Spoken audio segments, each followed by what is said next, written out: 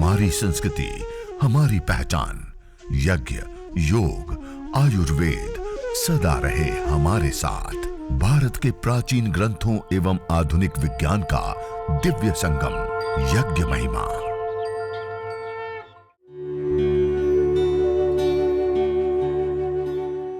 भारतीय संस्कृति में यज्ञ, योग एवं आयुर्वेद जैसी अमूल्य विद्याएं हैं, जिसका मूल है वेद। इतिहास की ओर दृष्टि डालें तो भगवान राम, भगवान कृष्ण से लेकर राजा महाराजाओं, ग्रामवासियों व अरण्यवासी ऋषियों की कुटियों तक नित्य व नैमित्तिक यज्ञों का प्रचलन देखने को मिलता है। एक और महत्वपूर्ण और विशेष लाभ सामने आया।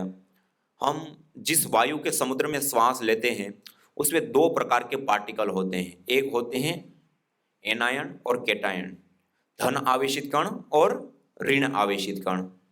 जहां पर शहरीकरण है, औद्योगिकीकरण है, भीड़भाड़ वाले इलाके हैं, ऐसे स्थानों पर धन आवेशित कणों की बाहुल्यता स्वाभाविक रूप से होती है।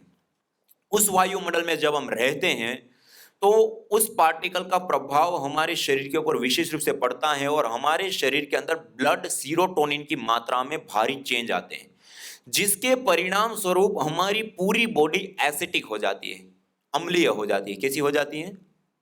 आप सब जानते हैं, एसिडिक अम्लीय बॉडी होती है तो अनेक प्रकार के रोग होते हैं, और कोई रोग हो गया और उसका ट्रीटमेंट करें तब भी उसमें विशेष लाभ होता, बड़ा लंबा समय लगता है उसको ठीक करने के लिए। और दूसरा होता है ऋण आवेशित। वो स्वाभाविक रूप से जहां पर नदी, झरने, तालाब, समुद्र के तट, पहाड़ी क्षेत्र, घने जंगल, ऐसे जो स्थान होता है वहां पर ऋण आवेशित कणों की बाहुल्यता स्वाभाविक रूप से पाई जाती है।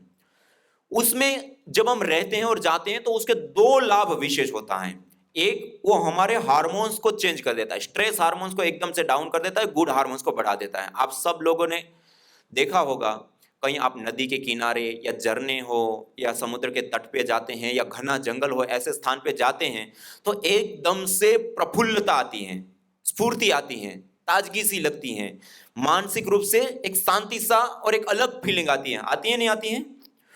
तात्कालिक। वो क्यों आता है? वो जो पार्टिकल होता है उसका प्रभाव पड़ता है, हमारे हार्मोन्स एकदम से, स्ट्रेस हार्मोन्स डाउन आ जाते हैं और गुड हार्मोन्स बढ़ जाते हैं, इसलिए वो अच्छी फीलिंग हमें आती है। और दूसरा लाभ हमें प्राप्त होता है उस पार्टिकल का, हमारी पूरी बॉडी को वो अल्कलाइन बना देते हैं। कैसे बना देते हैं? क्षारीय। और आज आप सब जानते हैं क्षारीय शरीर के ऊपर अल्कलाइन शरीर बनाने के लिए आज बहुत प्रचार किया जाता है कि हम अल्कलाइन शरीर यदि हमारा हो तो कोई रोग होता नहीं है, और हो भी गया है और बॉडी को अल्कलाइन रखते हैं तो जल्दी से ठीक हो जाता है। अब वो बॉडी को अल्कलाइन करने के लिए आज क्या कराते हैं ज्यादातर, कि हमारे शरीर के अंदर 70% से अधिक पानी होता है, तो हम जो पानी पीते हैं उस पानी को ही अल्कलाइन करके पिए। अब अल्कलाइन वाटर बनाने के लिए 2.5 लाख 3.5 लाख रुपए की मशीन आती है और उसे अल्कलाइन करके पीते हैं। और हम जो हवन कर रहे हैं, वो हवन करने पर जो भस्म बचती है ना, ऐश, राख, उस भस्म को पहले खरल कर लेते हैं, मानी पत्थर के बीच में पीस लेते हैं, बिल्कुल बारीक कर लेते हैं, उसको छान लेते हैं और 1 लीटर पानी में 5 ग्राम के हिसाब से आप डाल दें, उसको हिला दें, और उसके बाद आप लेबोरेटरी टेस्ट करें तो जो 3.5 लाख रुपए की मशीन करके देती है वो आपकी 2 चुटकी भस्म करके दे देती है, वो पानी को अल्कलाइन बना देती है। और उसके साथ साथ हमने जब उस पानी को लेबोरेटरी के अंदर चेक करा, एनालाइज किया, उसके अंदर जब हमें हड्डियों में दर्द, कटकट की आवाज और हड्डियों से समस्या किसके कारण होती है? कैल्शियम की कमी, वो कैल्शियम भी उसमें होता है।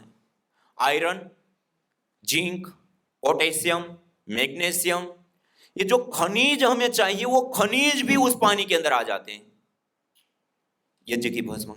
ये मैंने एक संयोगवश साथ में बात बताई। मूल बात हम कर रहे थे धन आवेशित कण और ऋण आवेशित कण। धन आवेशित कणों से हमें स्वास्थ्य की हानि होती है, ऋण आवेशित कणों से स्वास्थ्य में उन्नति आती है। जहां पर पेड़ पौधे, जंगल, झरने आदि होते हैं, जहां घना जंगल होता है, वहां के वायुमंडल के अंदर प्रति सेंटीमीटर एयर के अंदर 200 से 400 ऋण आवेशित कण पाए जाते हैं सामान्यतया। और ये जो हम यज्ञ की बात कर रहे हैं, 5 से 10 मिनट यज्ञ जिस स्थान पे प्रतिदिन होता है, उस स्थान पर प्रति सेंटीमीटर एयर के अंदर 200 से 400 ऋण आवेशित कण पाए जाते हैं। मानी इतना छोटा सा हवन करे तो जंगल जैसा वायुमंडल हम अपने हाथों से अपने घर में निर्मित कर सकते हैं, ऋण आवेशित कणों को बढ़ा करके अपनी बॉडी को अल्कलाइन और गुड हार्मोन्स को बढ़ा सकते हैं। इतनी बड़ी विद्या है, इसलिए इसको देव यज्ञ हमारे शास्त्रों में कहा, यद अग्निहोत्रम जरा मर्य सत्रम जरयाह व मृत्यु मुच्यते मृत्यु ना वा। ये जो अग्निहोत्र होता है प्रातःकाल और सायंकाल 2-4 आहुति देकर के करने की एक विधि होती है, और उसको जरा मर्य सत्र कहा। जब तक हम या तो बूढ़ा अवस्था आ गई, हम अब कर ही नहीं सकते हैं, या फिर मृत्यु हो गई तब छोड़ने योग्य, उससे पहले छोड़ने योग्य नहीं होता, ऐसा कहा। और उस यज्ञ को करते हैं तो उसके ये परिणाम है। जैसे पहला लाभ क्या बताया था ना, सबसे ज्यादा और सबसे इंपॉर्टेंट हमारा आहार कौन सा होता है? वायु, उसका शोधन पोषण। दूसरा, अब ये ऋण आवेशित कण को बढ़ा दिया, रेडिएशन से हमें बचा लिया, बैक्टीरिया वायरस फंगस से हमें बचा लिया, हानिकारक गैसों से हमें बचा लिया। कितने सारे लाभ हैं एक साथ। हमें पहले अपनी परंपराओं में हमें डाल करके दिया, लेकिन हमने उन चीजों को नहीं देखा, उन चीजों को नहीं समझा। आज हमने अपने आचरण से उन चीजों को हटा दिया, तो उसके कारण से ये सारी जो अलग अलग प्रकार की समस्याएं हैं, उन समस्याओं से आज हम घिर रहे हैं और अनेक प्रकार की बीमारियों से हम ग्रस्त हो रहे हैं। और ये तो अलग अलग लाभ मैंने आपको बताया। एक देखिए, यज्ञ का महत्वपूर्ण लाभ, आयुर्वेद के अंदर 3 प्रकार की चिकित्सा बताई जाती है। एक देव व्यपासे चिकित्सा, सत्वावजय चिकित्सा और युक्ति व्यपासे चिकित्सा। जैसे हम आसव, अरिष्ट, वटी और ऐसी दवाइयां जो खाने के रूप में लेते हैं ना, वो सारी युक्ति व्यपासे चिकित्सा कही जाती है। ऑपरेशन, चीर फाड़ आदि करके जो चिकित्साएं की जाती है ना, उसको सत्वावजय चिकित्सा कही जाती है। और जो यज्ञ हवन आदि किया जाता है उसको देव व्यपासी चिकित्सा कही जाती है। और यज्ञ चिकित्सा के विषय में वहां पे बताया, यया प्रयुक्त्या चेष्ट्या राजयक्ष्मा पुराजित ताम वेद विहिताम आरोग्यार्थी प्रयोजयेत। मानी जब रोग की अवस्था बढ़ चुकी है, बिगड़ चुकी है, अलग अलग ट्रीटमेंट से अब कंट्रोल में नहीं आ रही है, अवस्था बहुत ज्यादा गंभीर अवस्था में जा चुकी है, आरोग्यार्थी, आरोग्य चाहने वाला व्यक्ति वेद विहित यज्ञों का अनुष्ठान करके उस बीमारी को जीते। और अथर्ववेद में द्वितीय सूक्त में बताया, यदि क्षितायुर यदि वा परेतो यदिर मृत्योरंतिकम नित एव तमाहरामि अस्पार्शमेनम सतसारदायम। यदि क्षितायुर यदि वा परेतो, मानी यदि व्यक्ति की आयु क्षीण हो चुकी है, धातु ये क्षीण हो गई, उनके प्राण अब क्षीण हो चुके हैं। यदि क्षितायुर यदि वा परेतो यदिर मृत्योरंतिकम, यदि उनकी वो मृत्यु के अंतिम क्षणों को देख रहा है, अब उनकी लंबी आयु नहीं दिख रही है, तमाहरामि, उसको भी मैं यज्ञ बाहर लाता हूं और सतसारदाय 100 साल की निरोग आयु प्रदान करता हूं। आयुर्वेद में भी बताया, वेद में भी बताया, और भी अलग अलग जगह पे आयुर्वेदेषु यत् प्रोक्तम यस्य रोगस्य भेषजम तस्य रोगस्य शांत्यर्थम तेन तेनेव होमेत। आयुर्वेद में जिन औषधियों का सेवन करके अलग अलग बीमारियों को हम ठीक करते हैं, उन्हीं औषधियों से हवन होम करने पर वह रोग हमारे ठीक होते हैं। इस प्रकार का शास्त्रों में यज्ञ चिकित्सा को लेकर के बड़ा व्यापक वर्णन हमें प्राप्त होता है। उसी के आधार पे हमने कुछ अलग अलग औषधियां, जड़ी बूटियां ली और PRI पतंजलि रिसर्च इंस्टीट्यूट में उन जड़ी बूटियों को केमिस्ट्री लैब में पहले उसको हवन करके जो स्मोक उठता है, उन स्मोक को एनालाइज कर करके, जैसे मैंने अब आपको बताया ना, केमिस्ट्री लैब का सबसे एडवांस टेक्नोलॉजी होती है GCMS, उसका प्रयोग करके पता लगा कि इसको किस किस चीज को जलाने पर क्या क्या कंपोनेंट्स, मॉलिक्यूल्स बनते हैं और उसका क्या क्या इफेक्ट होता है। आपको जान करके आश्चर्य होगा, हम हवन करते उससे उठने वाला जो धूम्र होता है, उसके अंदर एंटी एफ्लिमेंट्री कंपोनेंट, जो सूजन होता है या इन्फेक्शन होता है, उनको दूर करने के लिए जो हम दवाइयाँ खाते हैं उसके अंदर जो कंपोनेंट होते हैं वो भी मिला। एंटीऑक्सीडेंट कंपोनेंट, डिटॉक्सिक बॉडी को करने के लिए जो हम कंपोनेंट्स लेते हैं वो भी उसके अंदर पाए गए। एंटी एंजियोजेनी, कैंसर को ना होने देना या हो गया है तो उसको ट्रीट करने के लिए जो दवाइयां लेते हैं वो कंपोनेंट्स भी उसके अंदर पाए गए। एंटी माइक्रोबायल कंपोनेंट्स, जो बैक्टीरिया, वायरस, फंगस आदि को दूर करने वाले कंपोनेंट्स भी पाए गए। एंटीब्यूटाजेनिक, हमारे जीन्स में आने वाले जो बदलाव होते हैं उसको भी रोकने वाले कंपोनेंट्स। ऐसे मल्टीपल कंपोनेंट्स यज्ञ के धूम्र के अंदर पाए गए। उसके बाद उसको एनालाइज करने के बाद हमने सेल कल्चर से लेकर के जो अलग अलग पूरी एक एविडेंस बेस्ड जब हम दवाइयां बनाते हैं तो उसका एक पूरा मेथड होता है। उस आधार पे इसकी क्रिटिकल स्टडी करने के बाद ये सामने आया कि यज्ञ करने पर और उसके अंदर अलग अलग जड़ी बूटियां जलाने पर अलग अलग प्रकार के मॉलिक्यूल्स कंपोनेंट्स जनरेट होते हैं। मानी यज्ञ एक विशुद्ध केमिस्ट्री है। क्या है? जो कंपोनेंट्स, जो तत्व हमें चाहिए, ऐसे अलग अलग जड़ी बूटियों को आहूत देने पर अलग अलग प्रकार के कंपोनेंट्स भारी मात्रा में पैकेज के साथ अवेलेबल फॉर्म में हमें प्राप्त होते हैं। और अभी मैंने आपको बताया ना, हमारा सबसे ज्यादा और सबसे इंपॉर्टेंट आहार कौन सा होता है? वायु। हमने हवन किया, हवन के अंदर वो अलग अलग जड़ी बूटियां डाली तो वो सारे कंपोनेंट्स गैस फॉर्म में वायु में आए। वायु के अंदर हम 24 घंटा श्वास ले रहे हैं। और आज मॉडर्न मेडिकल साइंस भी मानता है कि सबसे सटीक और तात्कालिक और गहरा लाभ देने में जो प्रक्रिया होती है मेडिसिन देने की, वो नासिका को माना गया। नासिका से जो मेडिसिन दी जाती है वो बहुत सटीक और तेज लगती है और तुरंत लाभ देती है, गहरा लाभ देती है। आप देखेंगे जो तात्कालिक चिकित्साएं होती है ना, जैसे अस्थमा दमा के अटैक आ जाते हैं तो क्या करते हैं? गैस के रूप में देते हैं। जिनको हार्ट अटैक आ जाते हैं तुरंत उनको गैस के ऊपर ले जाया जाता है। इसी प्रकार जो पागलपन आदि हो जाता है तो उनको तात्कालिक रूप से कंट्रोल करने के लिए भी गैस रूप में उनको दवाइयां देते। जितनी भी तात्कालिक होगी उन सब में, और अब तो और भी बहुत सारी चीजों में गैस फॉर्म में दवाई देने के तरीके अलग अलग आज आने लग गए। कहने का अभिप्राय है कि हवन करते हैं तो उससे अलग अलग मॉलिक्यूल्स कंपोनेंट्स गैस फॉर्म में आते हैं और उसको हम श्वास के माध्यम से लेते हैं और उससे हमें आरोग्य लाभ विशेष रूप से प्राप्त होता है। और दूसरा, अब वो हवन करते तो पार्टिकल भी निकलते हैं, छोटे छोटे महीन पार्टिकल। हमने आईआईटी रुड़की के साथ मिल करके कई सारे ऐसे परीक्षण करा और सामने आया कि हवन करने पर जो पार्टिकल बनते वो नैनो स्केल पार्टिकल होते हैं। नैनो पार्टिकल आज आप देख रहे हैं, नैनो टेक्नोलॉजी के ऊपर आज पूरी दुनिया जा रही है। चाहे इलेक्ट्रॉनिक जगत हो, चाहे कंस्ट्रक्शन की बात हो, चाहे अलग अलग प्रकार की मेडिसिन की बात हो, हर चीज को हम नैनो टेक्नोलॉजी की ओर ले। नैनो टेक्नोलॉजी में क्या होता है? पदार्थ को सूक्ष्म किया जाता है और जो पदार्थ जितना ज्यादा सूक्ष्म होता है उतना ही ज्यादा वो ताकतवर, शक्तिशाली, हल्का और असरदार बनता है। अब हवन के अंदर होमा और उससे जो वो नैनो पार्टिकल बने, वो नैनो साइज पार्टिकल पता चलने के बाद फिर हमने उसको एनालाइज किया, स्टडी की कि ये पार्टिकल क्या कर सकते हैं, क्या इफेक्ट देते हैं। आपको जानकर के आश्चर्य होगा, कैंसर से लेकर के अलग अलग प्रकार की बीमारियों को ठीक करने वाली शक्ति, सामर्थ्य उस नैनो पार्टिकल के अंदर पाएगी। जो गैस फॉर्म में वायु में आते हैं उसमें श्वास लेते तो हमारे लंग्स से ब्लड से पूरे शरीर में हमें प्राप्त होते हैं। ये मेडिसिनल पार्टिकल, नैनो पार्टिकल होते हैं। आज आपने देखा होगा जो बड़े शहरों में रहते हैं उनके ब्लड में अलग अलग पोल्यूटेंट पार्टिकल पाए जाते हैं, क्योंकि दिन भर वो वायु में रहते हैं। जहां पर हम पेट्रोल जलाते, डीजल जलाते, कोयला जलाते, मतलब सारी चीजें वाहन आदि हम चलाते, वो भारी मात्रा में हैवी पार्टिकल होते हैं वहां पर। उसमें दिन भर रहते हैं तो वो श्वास के माध्यम से उनके ब्लड तक में घुले जाते हैं, उनके खून में मिलते हैं, गांठें हो जाती है और अलग अलग प्रकार की बीमारियां उससे पैदा होती हैं। अब वो कौन सी चीज जला गई, अलग चीज जलाई गई तो अलग प्रकार के पार्टिकल बना और उसका ऐसा गलत प्रभाव पड़ा। ऐसे ही अच्छी चीज जलाते हैं उससे अलग प्रकार के पार्टिकल होते हैं, उनकी एक्टिविटी अलग होती है और उसका प्रभाव अलग होता है।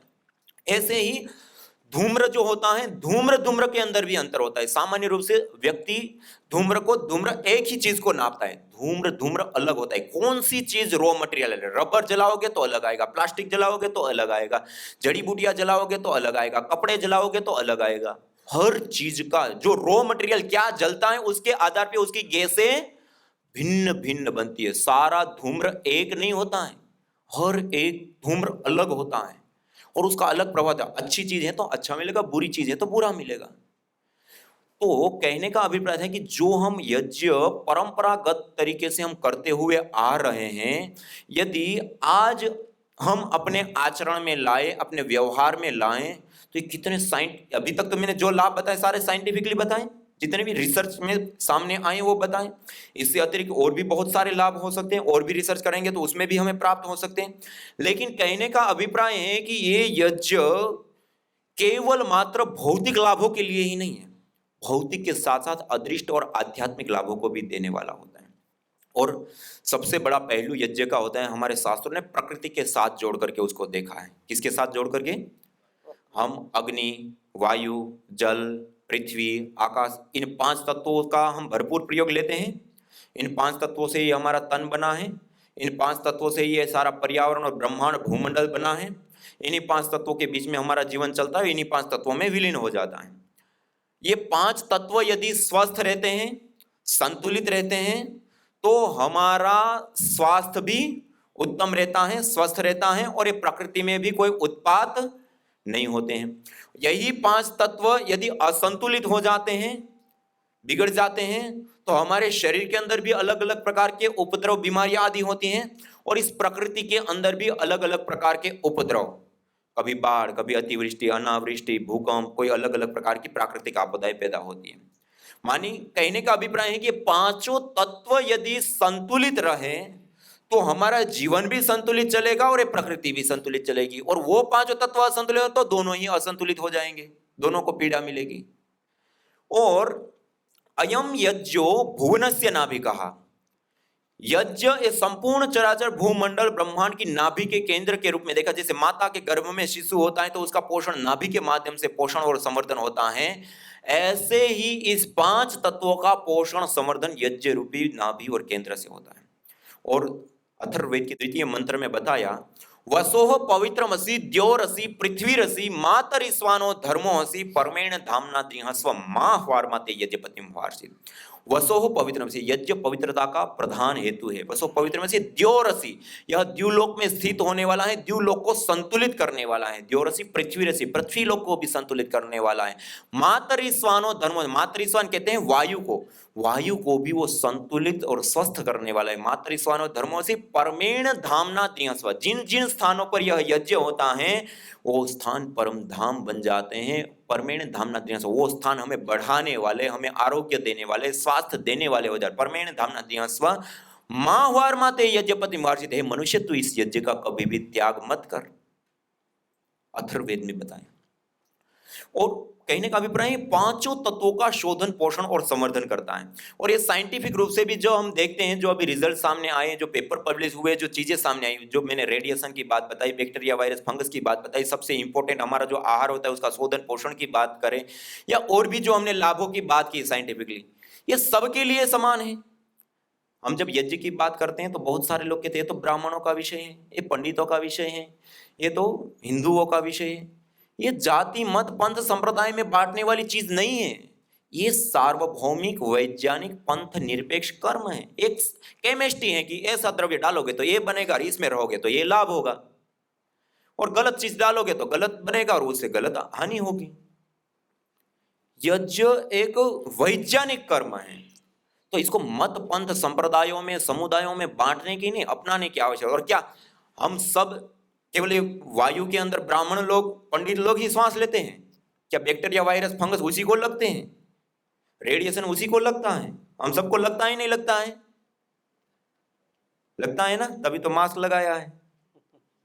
तो ये सारी चीजें हम सबको प्रभावित करती है, इसलिए हम सबकी जिम्मेदारी है कि इस प्रकृति माँ को हम संतुलित रखें।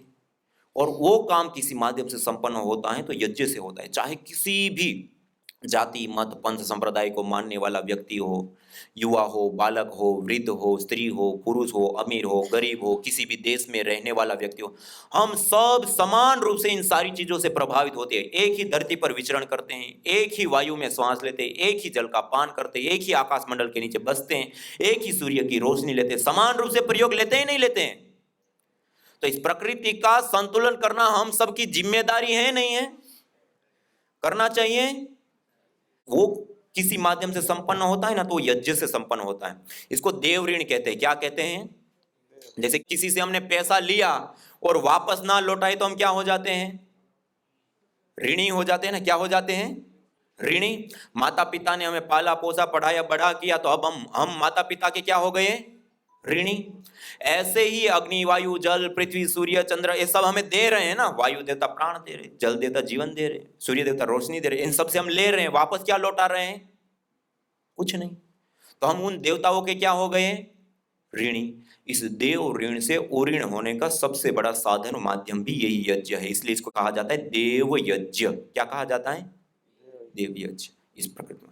और आज हम अपने घरों में पूजा करते हैं ना, पूजा करते हैं, वो हमारी मूल पूजा पाठ की पद्धति ही यज्ञ हुआ करती है। आप वेद उपनिषद दर्शन अपने मूल कोई भी ग्रंथ में देख लिए, सब जगह पर पूजा पाठ की पद्धति अग्निर्वै देवानाम मुखम कहा। क्या कहा? अग्नि के अंदर जो हम आहुतियां देते हैं, अग्नि होता है वो देवताओं का मुख होता है, उसमें जो आहुतियां देते हैं उससे सारे देव पुष्ट संतुष्ट होते हैं।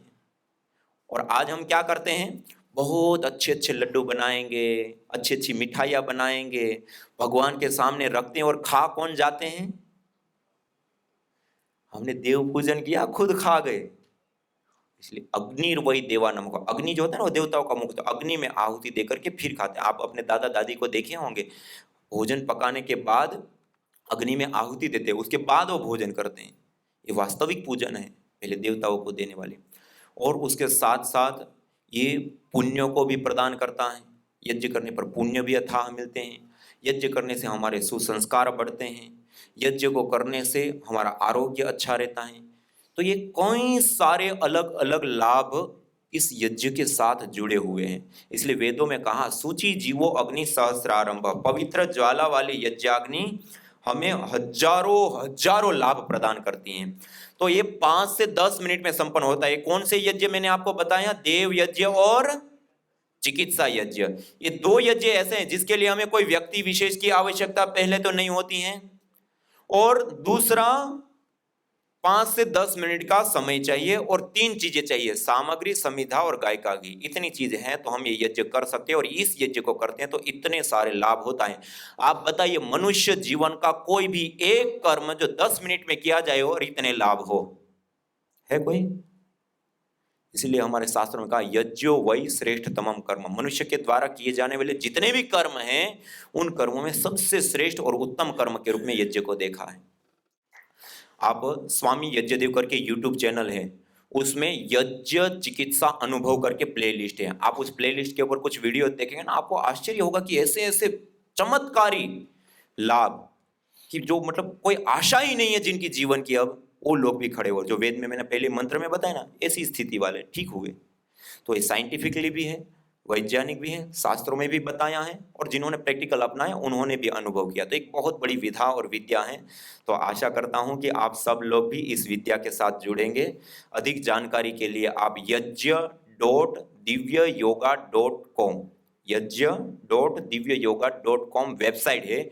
ये पूरा यज्ञ से संबंधित सारे शास्त्रीय, वैज्ञानिक, प्रैक्टिकल और अलग अलग प्रकार की पद्धतियां, प्रक्रिया करना है, सीखना है, कौन से रोग में क्या करना, वो सारी चीजों का पूरा हब है। तो उसको आप विजिट कर सकते हैं, वहां से जानकारियां प्राप्त कर सकते हैं, और भी सारी चीजें आप सीख सकते हैं और अपने घर में स्वयं कर सकते हैं। इसी के साथ मैं अपनी वाणी को विराम देते हुए, और हमारे साथ हमारे आदरणीय भाई लक्ष्मण भाई जी, और हमारे आदरणीय भ्राता केवी रेड्डी जी, और हमारे आदरणीय भ्राता नंदनम कृपाकर जी, ये सब लोग उपस्थित रहे। एक बार जोरदार कलतध्वनि से उनको हम स्वागत और सत्कार करते हुए उनको प्रणाम करते हैं, और मैं अपनी वाणी को विराम देता हूँ। ओम शांति शांति शांति। यज्ञ भारतीय संस्कृति की मुकुट मणि है, प्रतीक है, मूल है। मानव जीवन के हर पहलू के साथ यज्ञ जुड़ा हुआ है, चाहे वह संस्कार, चाहे पूजा पाठ, या फिर पर्व से लेकर हर शुभ अशुभ अवसरों में भी यज्ञ करने की सार्वभौमिक, वैज्ञानिक एवं पंथ निरपेक्ष पावनी परंपरा रही है। आइए हम संकल्प लें, संसार के श्रेष्ठतम कर्म यज्ञ को अपनाएं। पिंड और ब्रह्मांड में संतुलन कायम करने वाले यज्ञ को अपने जीवन का अभिन्न अंग बनाएं, एवं प्रकृति मां के प्रति अपने ऋणों को अदा करें। विश्व स्वास्थ्य का एक नारा, यज्ञ से होगा जग उजियारा।